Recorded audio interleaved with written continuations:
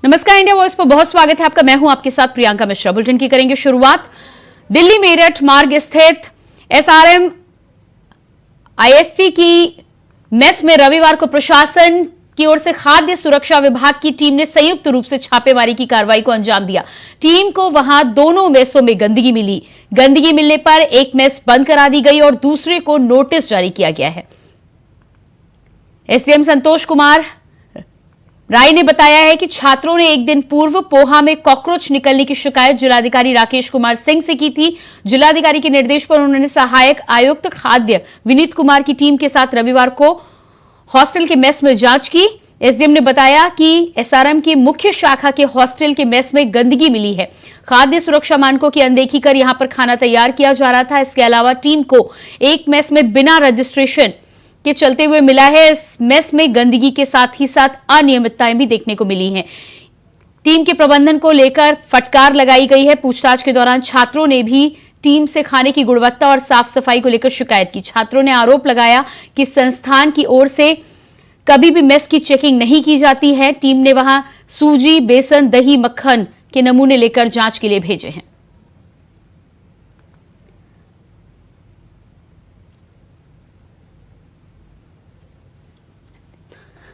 और इसी खबर पर हमारे साथ संवाददाता नदीम जुड़ चुके हैं। जी नदीम, जिस तरह से यहां पर जानकारी निकलकर सामने आ रही है, छात्रों का जो आरोप है और यहां पर तस्वीरें जो बयां कर रही हैं, उससे साफ पता चल रहा है कि किस तरह से मेस चल रही थी। क्या है पूरी जानकारी? देखिए, सबसे पहले तो मैं तस्वीरों की बात करूंगा आपसे। तस्वीरों में भी आप साफ तौर से देखा जा सकता है किस तरीके से फ्रिज के अंदर लबालब सामानों का भरा हुआ है और साथ में जो सामान साथ में रखे हुए हैं उन सामानों को भी आप देख सकते हैं किस तरीके से उन सामानों की गुणवत्ता की अगर बात की जाए तो कितनी उनमें साफ सफाई है, ये भी आप देख सकते हैं। फिलहाल ये पूरा मामला गाजियाबाद के मोदीनगर एसआरएम कॉलेज का है, जहाँ पर एक दिन पहले शिकायत की गई थी छात्रों की तरफ से। उन्हें जो पोहा है उसमें कॉकरोच मिला था। कॉकरोच मिलने के बाद से छात्रों में हड़कंप मचा और उसकी शिकायत करने गाजियाबाद जिलाधिकारी ऑफिस पहुंच गए, जिसके बाद गाजियाबाद के जिलाधिकारी ने इस पर कड़ा एक्शन लेते हुए एसडीएम संतोष कुमार की टीम और जो खाद्य विभाग की टीम है उसको मौके पर भेजा। तमाम सारी चीजों के वहां पर सैंपल लिए गए हैं। देखा जा रहा है सबसे पहले जो सबसे प्राथमिकता है वहां देखने की ये बात थी कि सबसे पहले जो वहां देखा गया है कि वहां पर गंदगी का जो अंबार था वो बहुत ज्यादा था, जिसकी वजह से ये जो पोहा मिला है उसमें छात्रों की जो बात बताई गई है उसमें पूरी तरीके से सच्चाई है, क्योंकि जिस तरीके से उसमें गंदगी थी, गंदगी से अंबार से के तौर से पता लग रहा है कि कितनी वहां पे बर्बरता साफ की जा रही है। हालांकि अधिकारियों ने एक मैच को बंद करवा दिया है। हालांकि ये बताया जा रहा है कि 2 मैच वहां पर मौजूद हैं। एक मैच को दिया गया है कि उनको निर्देश दिए गए हैं कि उस मैच की वो सफाई करवाए। फिलहाल एक मैच को सील कर दिया गया है। उस दूसरी वाली जो मैच चालू की गई है उसको इसलिए चालू की गई है कि छात्र खाना कहाँ खाएंगे। फिलहाल उसमें सफाई के निर्देश दिए गए हैं और अधिकारियों ने कार्रवाई की बात कही है। जी बिल्कुल नदीम, आप हमारे साथ बने रहिएगा। और इसी बीच हमारे साथ एसडीएम गाजियाबाद संतोष राय भी जुड़ चुके हैं। जी संतोष जी, सबसे पहले तो आपसे यहाँ पर ये जानना चाहूंगी, कार्रवाई आप विभाग के द्वारा की गई है, बहुत अच्छी बात है कि आप वहां पे गए और छापेमारी की प्रक्रिया के दौरान एक मेस को बंद कराया गया है, लेकिन इसके अलावा यहाँ पर क्या कुछ कार्रवाई की जाएगी? क्योंकि इस तरह के संस्थानों में नाम बड़े और दर्शन छोटे देखने को मिलते हैं। तस्वीरें हमारे दर्शक देख रहे हैं लगातार। हमने एसआरएम यूनिवर्सिटी में जब जांच की तो वहां जो हमें आटा, मैदा, सूजी या अन्य जो पदार्थ मिले उनकी एक सैंपलिंग की गई है और उसकी सम्यक जांचोपरांत जो रिपोर्ट आती है उसके आधार पर हम अग्रिम कार्रवाई अमल में लाएंगे। जी बिल्कुल, तो यहाँ पर सैंपल की जांच के अलावा बताया ये भी जा रहा है कि एक मेस बिना रजिस्ट्रेशन की चल रही थी, उस पर क्या कुछ कार्रवाई हुई है? साथ ही साथ जब आपके पास सैंपल्स आ जाएंगे तो उसके बाद क्या कुछ कार्रवाई होगी?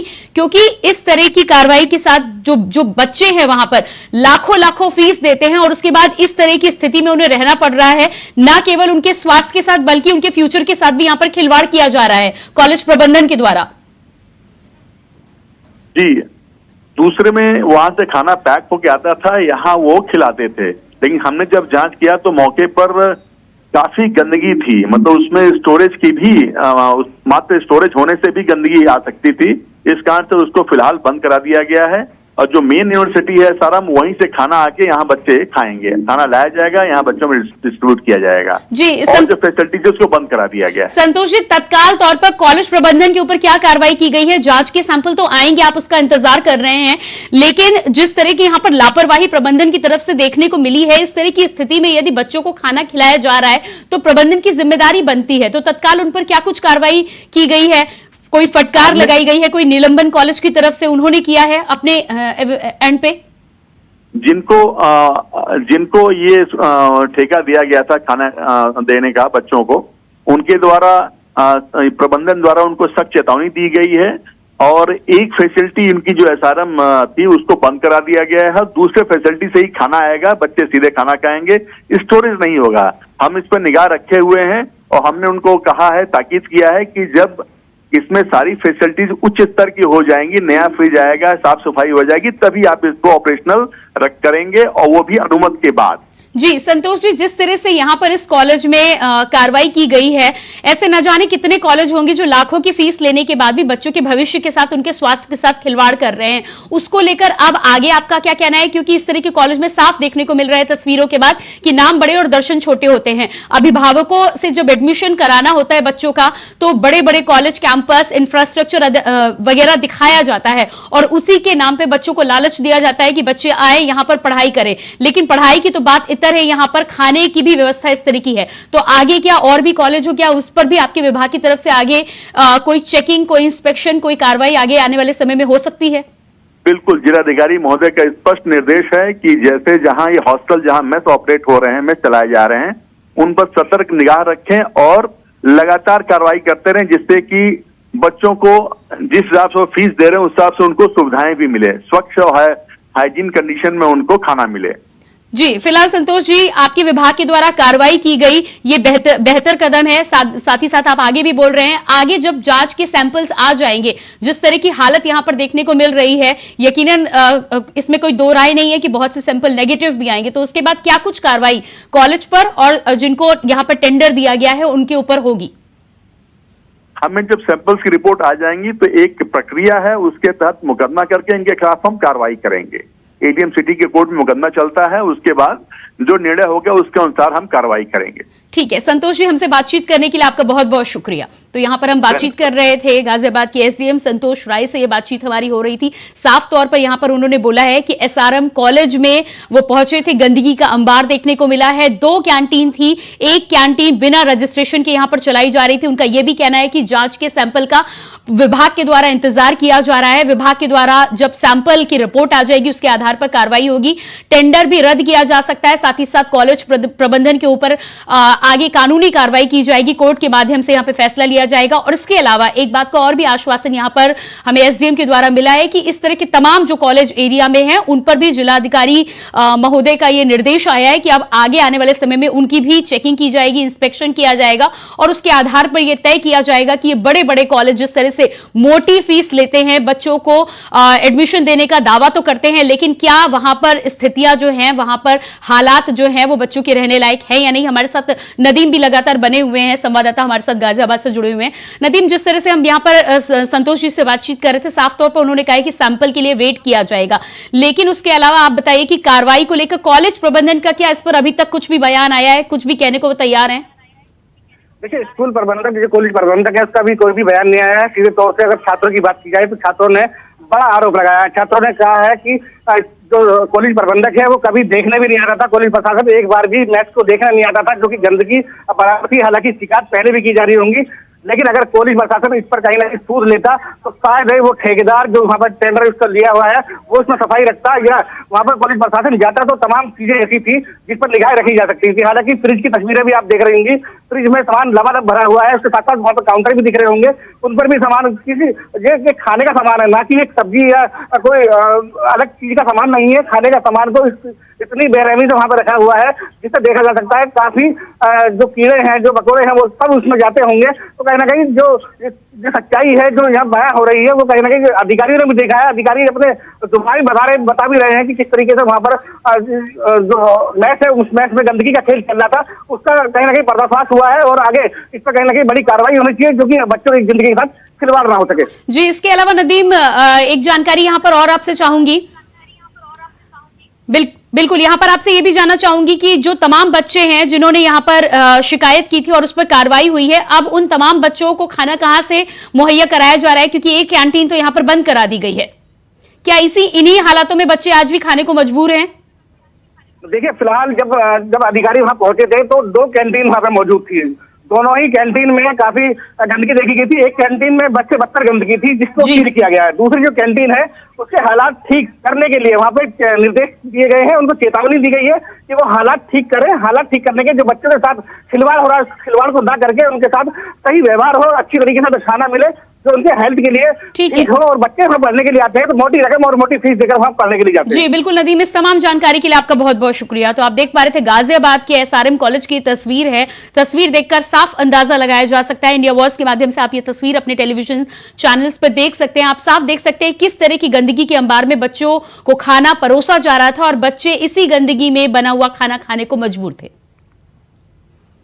और इसके बाद बात करते हैं अगली खबर की। कन्नौज से अगली खबर सामने आ रही है। कन्नौज जिला के बीजेपी अध्यक्ष वीर सिंह भदौरिया अपना दल एस कार्यालय पहुंचे तो वहीं पे अपना दल यश के जिला अध्यक्ष दिनेश कटियार के नेतृत्व में सैकड़ों कार्यकर्ताओं ने बीजेपी अध्यक्ष वीर सिंह भदौरिया का फूल मालाओं से स्वागत किया। इसी दौरान अपना दल यश कार्यालय के संस्थापक सोनेलाल पटेल ने छत्रपति शाहू जी महाराज के चित्र पर माल्यार्पण किया और कहा कि बीजेपी जिला अध्यक्ष वीर सिंह भदौरिया सभी कार्यकर्ताओं को लेकर एक साथ चलेंगे। 2024 में फिर से बीजेपी की सरकार बनेगी।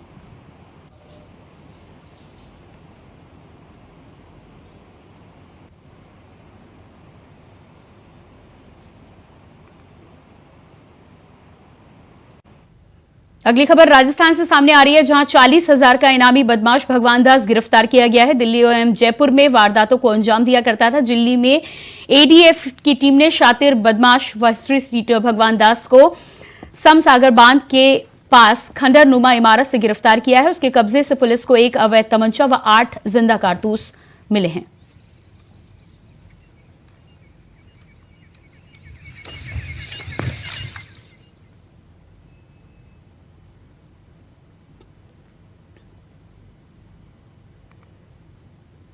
गुरुग्राम के गांव हसरू के सेंट पॉल स्कूल में पिछले 3 महीने से पानी भरा हुआ है। पानी की निकासी के लिए स्कूल प्रबंधन हर विभाग के अधिकारी के पास चक्कर लगा चुका है, लेकिन अभी तक कोई सुनवाई नहीं हुई है। नतीजा यह है कि छात्रों को दूसरे स्कूलों में शिफ्ट करना पड़ा है, जिसके कारण छात्रों की पढ़ाई प्रभावित हो रही है। स्कूल प्रबंधन की माने तो जून महीने में स्कूल में पानी भरना शुरू हो गया था, जिसके बाद पानी की जितनी निकासी कराई जाती है, लेकिन उससे ज्यादा पानी वहां इकट्ठा हो जाता है। गुरुग्राम महानगर विकास प्राधिकरण की देन से लगातार यहां पर पानी आ रहा है, जिससे निकासी का कोई प्रबंधन विभाग नहीं कर पाया है।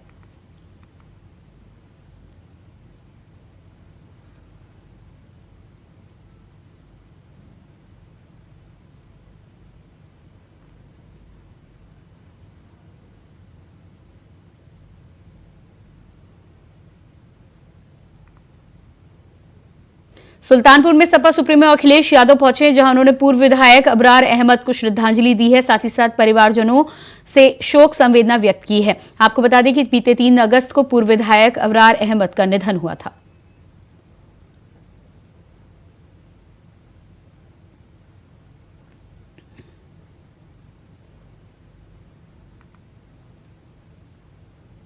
तो ये तस्वीरें आप देख पा रहे हैं, सपा सुप्रीमो अखिलेश यादव की ये तस्वीर है जो सुल्तानपुर पहुंचे थे।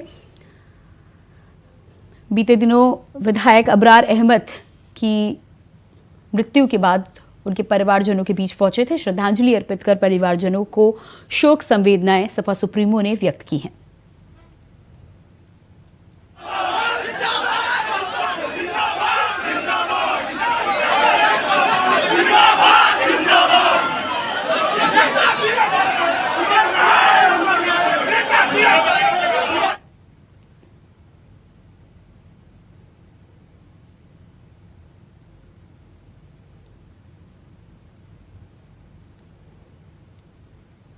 अगली खबर बदायूं से है, जहां बुजुर्ग की गोली मारकर हत्या कर दी गई है, जिसके आसपास सनसनी मच गई। सूचना मिलते ही मौके पर पहुंची पुलिस ने शव को कब्जे में लेकर पोस्टमार्टम के लिए भेजा है। आपको बता दें कि पुलिस पूरे मामले की जांच पड़ताल में जुट गई है। पूरा मामला फैजगंज बेहटा थाना क्षेत्र के किशनपुर गांव का बताया जा रहा है।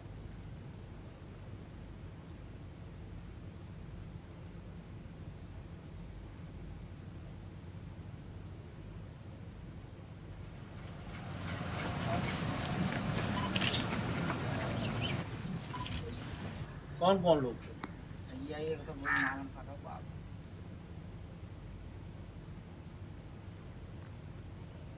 रायबरेली में साइबर क्राइम के तहत सबकी नीयत साफ कार्यक्रम का शुभारंभ किया गया, जहां एडीजी पीयूष मोडिया, आईजी तरुण के साथ ही साथ पीरामल फाइनेंस कंपनी के परिचालन अधिकारी कल से कार्यक्रम का शुभारंभ करेंगे। आपको बता दें कि लखनऊ मंडल में यूपी पुलिस का प्रोजेक्ट मॉडल के तहत रायबरेली जनपद से कार्यक्रम की शुरुआत की जाएगी।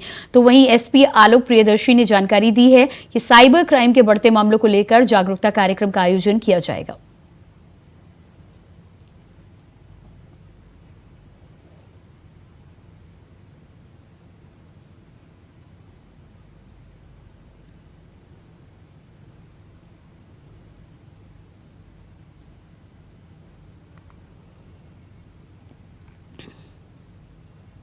लखनऊ में इको गार्डन में किसान नेता हरिनाम सिंह के नेतृत्व में किसानों की महापंचायत हो रही है, जिसमें किसान ट्रैक्टरों पर सवार होकर ट्रैक्टर यात्रा के माध्यम से शामिल होने के लिए पहुंच रहे हैं। आपको बता दें कि गार्डन में फ्री बिजली, गन्ना मूल्य में वृद्धि, बकाया गन्ना भुगतान, आवारा पशुओं से समाधान सहित कई मुद्दों पर चर्चा की गई।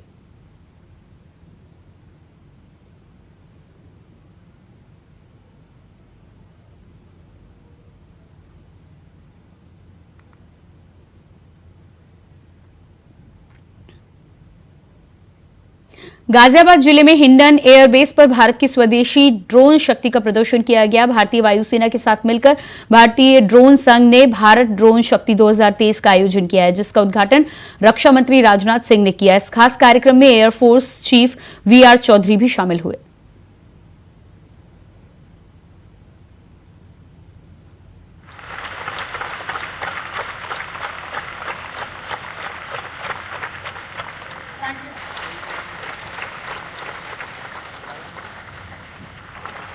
तो ये तस्वीर आप गाजियाबाद की देख पा रहे हैं, जहां पर रक्षा मंत्री राजनाथ सिंह एयरफोर्स के विशेष ड्रोन कार्यक्रम में उद्घाटन करने के लिए पहुंचे थे। एयरफोर्स चीफ वीआर चौधरी भी इस मौके पर मौजूद थे। तस्वीर आप देख पा रहे हैं, ड्रोन शक्ति 2023 को लेकर इस विशेष कार्यक्रम का आयोजन किया गया था।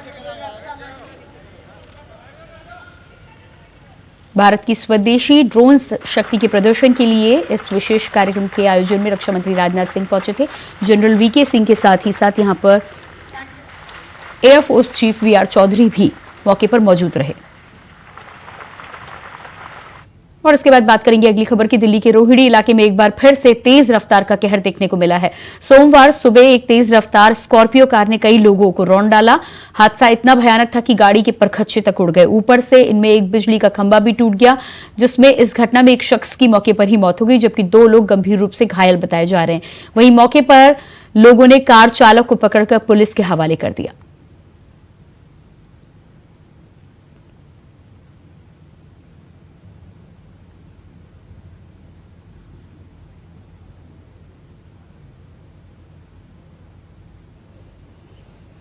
और इसके बाद बात करते हैं मुरादाबाद की। मुरादाबाद में कोतवाली सदर इलाके के मंडी बास स्थित मंदिर चूचू वाले में विगत 4 दिनों से भागवत कथा चल रही है। बता दें कि कथा स्थल पर उस समय हंगामा मच गया जब कई श्रद्धालु महिलाओं के गले से चेन चोरी हो गई। तो वहीं मंदिर कमेटी ने तुरंत मेन गेट बंद करके कोतवाली पुलिस को सूचना दी है, जिसके बाद महिला पुलिस ने मौके से पहुंचकर महिला चोर गैंग को गिरफ्तार किया। उसी दौरान मंदिर के पुजारी ने बताया कि कोतवाली पुलिस ने कुल 11 आरोपी महिलाओं के खिलाफ नामजद मुकदमा दर्ज करते हुए गिरफ्तार किया है। तो वहीं महिला गैंग से लगभग 2 लाख रुपए की कीमत की 3 सोने की चेन बरामद की गई हैं।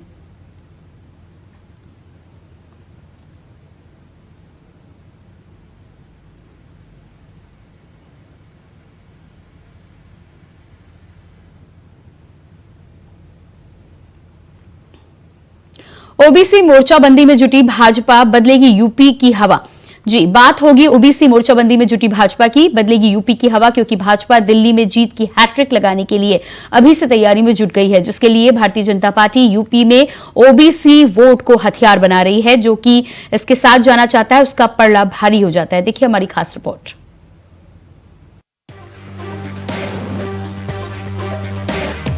घोसी उपचुनाव में हार के बाद बीजेपी अलर्ट मोड पर आ गई है। बीजेपी ने यूपी की सभी 80 लोकसभा सीटों को जीतने के लिए अब नए सिरे से रणनीति का ताना बाना बुनना शुरू कर दिया है। बीजेपी ने ओबीसी वोटरों को अपने साथ लाने के लिए अब सोशल मीडिया का सहारा लेगी, जिसके लिए लखनऊ के भाजपा मुख्यालय में सोशल मीडिया की कार्यशाला का आयोजन किया गया।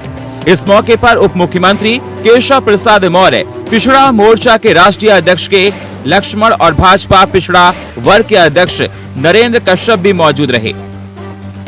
ये मुस्लिम तुष्टीकरण की घटिया और घिनौनी राजनीति है और जो संसद का विषय है वो संसद में लोकसभा अध्यक्ष जी देखते हैं, संसद के बाहर उसे चर्चा का विषय जो बना रहे हैं वो शुद्ध रूप से मुस्लिम तुष्टीकरण की राजनीति कर रहे हैं और इससे उन्हें कुछ हासिल नहीं होगा। जो भी गलत बोला गया उसके लिए हमारे देश के रक्षा मंत्री जी ने स्वयं सदन में माफ़ी मांगी। वह शब्द प्रयोग जो किए गए उसे लोकसभा अध्यक्ष जी ने कार्रवाई से निकाल करके बाहर कर दिया और पार्टी ने उनको नोटिस दे दिया। उसके बाद ये विषय समाप्त हो जाता है। लेकिन जो भारतीय जनता पार्टी के खिलाफ INDIA गठबंधन बनाए हुए हैं, उनके ही पार्टी के एक नेता ने किस प्रकार से सनातन के विरुद्ध अपमानजनक भाषा का प्रयोग किया, किस प्रकार से कांग्रेस के हरियाणा प्रदेश के अध्यक्ष ने माननीय प्रधानमंत्री नरेंद्र मोदी जी के प्रति शब्दों का प्रयोग किया, किस प्रकार से कांग्रेस सहित भाजपा विरोधी नेताओं ने समय समय पर एक गरीब माँ बाप के बेटे, एक OBC से आने वाले देश के प्रधानमंत्री, एक चाय बेचने वाले के बेटे जो देश को इतनी ऊंचाई की ओर ले जा रहे हैं, उनके प्रति लगातार आप शब्दों का प्रयोग करते हैं, उस पर ये मौन रहते हैं। और यह घटना जो संसद के अंदर की है, उस घटना को लेकर के कार्रवाई हो जाने के बाद भी अगर सवाल उठा रहे हैं तो गलत है। OBC मोर्चा उत्तर प्रदेश आज प्रांतीय स्तरीय वर्कशॉप सोशल मीडिया की करने के लिए जा रहा है। OBC मोर्चा ने निश्चित किया है कि जो सोशल मीडिया की टीम OBC मोर्चा ने बनाई है प्रदेश में, क्षेत्र में, जिले में और मंडलों में, उस टीम को तकनीकी आधार पर हम परिपक्व करेंगे ताकि आने वाले लोकसभा के चुनाव में हम भारतीय जनता पार्टी को जीत दिलाने में कामयाब हो सकें। भारतीय जनता पार्टी पहले कह चुकी है कि ये UPA गठबंधन ज़्यादा समय चलने वाला नहीं है, समय आते आते गठबंधन बिखर जाएगा। मोदी जी देश के लोकप्रिय नेता के रूप में फिर से कायम रहेंगे। साफ है, OBC वोटरों को साधने की कोशिश में बीजेपी जुटी हुई है। बीजेपी ने पहले OBC महाकुंभ से लेकर बाइक रैली सबका आयोजन कर चुकी है और अब सोशल मीडिया पर अभियान शुरू करने जा रही है। सोशल मीडिया वॉलंटियर्स OBC वर्ग के युवाओं तक बीजेपी की नीतियों के साथ ही सरकार की योजनाओं के संबंध में जानकारी पहुंचाएंगे। बीजेपी पिछड़ा वर्ग मोर्चा की तैयारी हर जिले में 20,000 युवाओं की टीम तैयार कर रही है और लोकसभा क्षेत्र से लेकर मंडल स्तर तक अलग अलग टीमें बनाई जाएंगी। लोकसभा, विधानसभा और प्रदेश स्तर की टीम में 23 लोग होंगे। जिले और मंडल स्तर पर 13 लोगों की टीम रहेंगी। इसमें शामिल सोशल मीडिया वॉलंटियर केंद्र और राज्य सरकार की ओर से पिछड़ा वर्ग के कल्याण के लिए किए गए काम को सोशल मीडिया के जरिए उनके बीच लेकर जाएंगे। 24 अक्टूबर को एक बड़ा सम्मेलन आयोजित करने की भी तैयारी है। वहीं बीजेपी की इस कसरत तक विपक्ष में बैठी सपा सियासी सवाल खड़े कर रही है। पार्टी केवल पिछड़ों के साथ छलावा करने का काम कर रही है और आज OBC समाज PDA के सूत्रधार माननीय अखिलेश यादव जी के साथ आ चुके हैं, क्योंकि वही केवल उत्तर प्रदेश में पिछड़े, दलित और अल्पसंख्यक समाज के लोगों की लड़ाई को लड़ने का काम कर रहे हैं। और अभी अभी जो महिला आरक्षण आया है, जिस प्रकार पिछड़े समाज की महिलाओं के लिए कोई भी इसमें प्रावधान नहीं रखा गया है, दलित समाज की महिलाओं के लिए कोई प्रावधान नहीं रखा गया है और अल्पसंख्यक महिलाओं के लिए कोई प्रावधान रखा है, निश्चित तौर पे आज सारा जो दरोमदार है वो केवल माननीय अखिलेश यादव जी पे है और सब लोग उन पे विश्वास करके PDA को आगे बढ़ाने का काम कर रहा है। और भारतीय जनता पार्टी अब OBC समाज उनका असली चेहरा समझ चुका है और उनके हाथ कोई सफलता आने वाली नहीं है। और इसी के साथ फिलहाल इस बुलेटिन में इतना ही। खबरों का सिलसिला जारी रहेगा। नमस्कार।